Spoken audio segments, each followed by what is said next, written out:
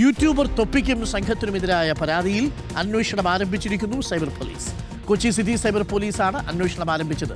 Report സംസ്ഥാന cyber operation വിഭാഗത്തിന് നൽകും. റിപ്പോർട്ട് പരിശോധിച്ച ശേഷം കേസെടുക്കുന്നതിൽ തീരുമാനമെടുക്കും. ലഹരിമരുന്ന് ഉപയോഗം, അശ്ലീല പ്രചരണം, പോക്സോ, ലൈംഗിക ചൂഷണം തുടങ്ങിയ പരാതികളിലാണ് അന്വേഷണം. നിതിൻ സേവ്യറുണ്ട് കൂടുതൽ വിവരങ്ങളുമായി.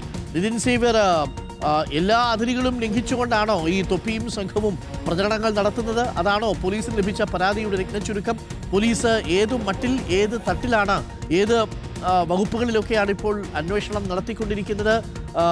അങ്ങനെ വന്നാൽ തൊപ്പി കുടുങ്ങാനുള്ള സാധ്യതയുണ്ടോ നിതിൻ?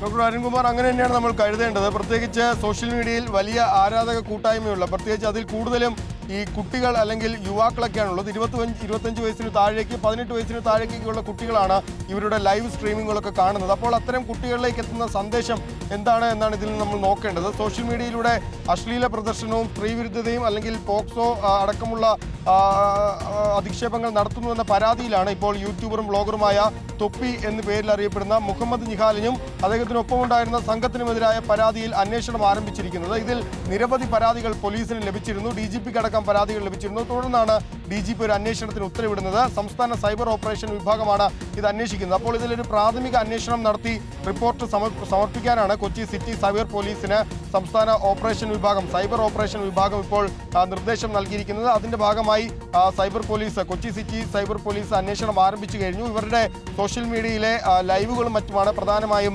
പരിശോധിക്കുന്നത്. ലഹരി മരുന്ന് ഉപയോഗവും പരിശോധിക്കുന്നുണ്ട്. പ്രത്യേകിച്ച് ഈ MRC എന്ന് പറഞ്ഞൊരു ഗ്യാങ് ആയിരുന്നു. ആ ഗ്യാങ്ങിൽ നിന്നും പുറത്തുപോയ ചില ആളുകളാണ് തൊപ്പിക്കെതിരെ വലിയ ഗുരുതരമായ ആരോപണങ്ങൾ ഉന്നയിക്കുന്നത്. അതിനെ പ്രതിരോധിക്കാൻ തൊപ്പിയും ഇവർക്കെതിരെയും കുറെ ആരോപണങ്ങൾ ഉന്നയിച്ചിരുന്നു. ഇതിന്റെ തെളിവായി പല വീഡിയോകളും, ആ വീഡിയോകൾ പലതും കണ്ടാൽ അറയ്ക്കുന്ന അല്ലെങ്കിൽ കേട്ടാൽ അറയ്ക്കുന്ന തരത്തിലുള്ള വീഡിയോകളാണ്. അപ്പോൾ ആ വീഡിയോകളൊപ്പം ലഹരി മരുന്ന് ഉപയോഗം, ഏതെങ്കിലും തരത്തിൽ ലൈംഗിക ചൂഷണങ്ങൾ നടത്തിയിട്ടുണ്ടോ, പ്രത്യേകിച്ച് പോക്സോ അടക്കമുള്ള കാര്യങ്ങളിൽ ഇവർ പ്രതികളാക്കപ്പെടുമോ എന്ന കാര്യങ്ങളടക്കം പോലീസ് പരിശോധിക്കുന്നുണ്ട്. ഏതായാലും ഈ റിപ്പോർട്ട് സംസ്ഥാന സൈബർ ഓപ്പറേഷൻ വിഭാഗത്തിന് വൈകാതെ തന്നെ നൽകും. അതിനുശേഷമായിരിക്കും ഏതൊക്കെ വകുപ്പുകളിൽ ഇവർക്കെതിരെ കേസെടുക്കണം എന്നടക്കമുള്ള കാര്യങ്ങളിൽ പോലീസ് ഒരു തീരുമാനമെടുക്കുക.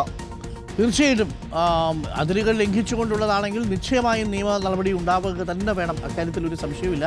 ലഹരിക്കെതിരെയുള്ള പോരാട്ടമൊക്കെ സർക്കാരും നമ്മളടക്കമുള്ള മാധ്യമങ്ങളും നടത്തുന്ന സമയത്ത് ഒരു ഉത്തരവാദിത്വവും ഇല്ലാതെ ലഹരിയെ പ്രൊമോട്ട് ചെയ്യുന്ന തരത്തിലുള്ള വീഡിയോകൾ ആരെങ്കിലും ഇറക്കുന്നുണ്ടെങ്കിൽ അവർക്കെതിരെ ശക്തമായ നിയമ നടപടി ഉണ്ടാവണമെന്ന കാര്യത്തിൽ ഒരു സംശയവുമില്ല.